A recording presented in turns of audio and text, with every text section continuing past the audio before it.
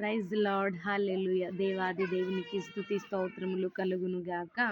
ఈరోజు దేవుడు మనల్ని ఎలా ప్రేమిస్తున్నాడయ్య అంటే యెహోషువ గ్రంథము 1వ అధ్యాయము 6వ వచనం చదువుకుందాం. యెహోషువ 1వ అధ్యాయము 6వ వచనం.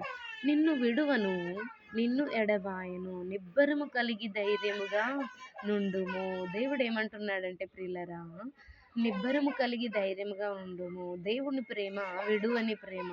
ఎలాంటి పరిస్థితిలోనైనా మనల్ని విడిచిపెట్టదండి. కొంతమంది ఈ లోకంలో మనకు కనిపిస్తారు. పరిస్థితిని బట్టి వారు మారొచ్చు, పరిస్థితిని బట్టి మనల్ని విడిచిపోవచ్చు. కానీ దేవుడు మాత్రము నువ్వు ఎలాంటి స్థితిగతిలో ఉన్నా, కష్టములోనైనను, నష్టములోనైనను, ఇబ్బందిలోనైనను, వ్యాధి ఎందైనను, బాధ ఎందైనను మనల్ని విడువక ఎడబాయక ప్రేమిస్తాడండి. కాబట్టి మనము ఎలాంటి విషయంలోనైనా, ఎలాంటి శ్రమలోనైనా మనము కృంగిపోకూడదు. నిబ్బరము కలిగి ధైర్యముగా ఉండాలి. నిబ్బరము కలిగి ధైర్యంగా ఉండాలి. ఎందుకో తెలుసా?